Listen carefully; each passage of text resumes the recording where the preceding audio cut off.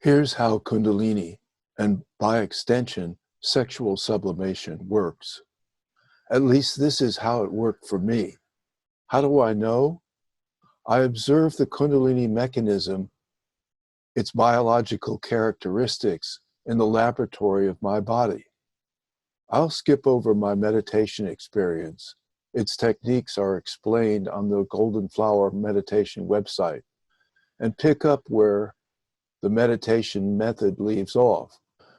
And that is with the sudden ability to detect an energy buildup in the lower belly region.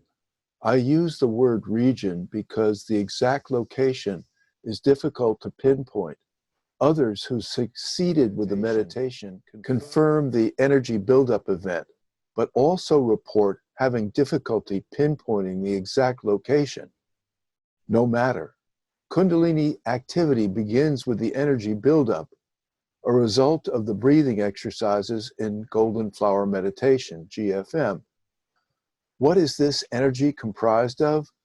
The composition of this energy for both males and females is sexual in nature and substance.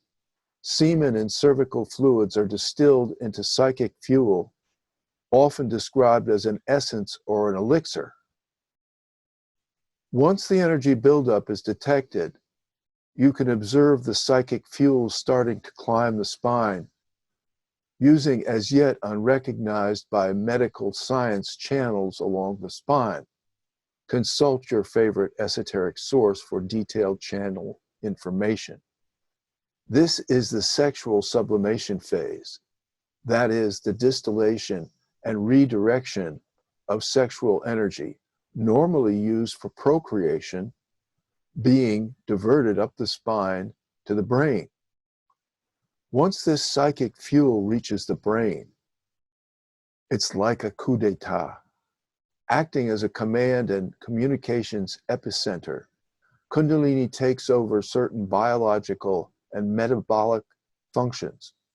Via the nervous system, Kundalini sends feelers throughout the body for the purpose of inventory, diagnosing the status of cells, tissue, and organs, the complete anatomy, physiology, histology, and embryology. Kundalini compares the information received from each and every part, system, and subsystem of the body with the master plan for your embodiment, the blueprint for your being that came into existence just prior to your birth. It then releases healing energy to those parts that need it. Some of this healing work is accomplished immediately. Some takes a lot longer. The healing energy is also composed of sexual energy and is summoned as needed by Kundalini from the sexual apparatus. After my activation, I watched as my brain received information from my body. How did this work? A particular node was touched, and like a switch being thrown, I felt a click in the brain. Immediately after the click, a corresponding brain part received an influx of energy that either healed it or made it expand. Every event was part of Kundalini's effort to synchronize my actual body and being with the master blueprint. I say effort because Kundalini is intelligent. It knows what it's doing. It has a plan and carries it out. If it doesn't accomplish all that it sets out to do, it's either because, 1, the body is too far gone, overtaken most likely by degenerative disease. 2, if it's a neural impairment, Kundalini is usually able to heal it. 3, the Kundalini awakening is not complete and permanent. The activation method was involuntary. All the Kundalini components were not installed correctly. In permanent awakenings, when the components are correctly installed, the command and communications epicenter not only has an inventory component, it is able to dispense and release life force healing energy. It increases consciousness over time, and it also includes a governor that controls the precise amount of energy to release in a given circumstance.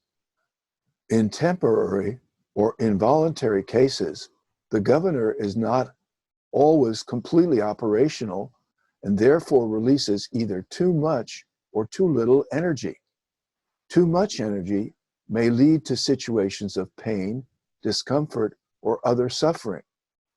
No one likes to see a person in agony, unhappy that Kundalini ever came into his or her life.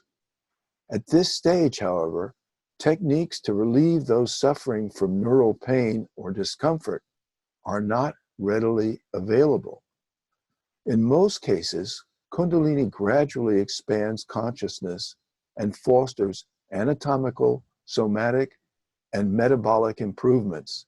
It's even capable of modifying an individual's genetic profile and passing these beneficial mutations along to future generations through DNA.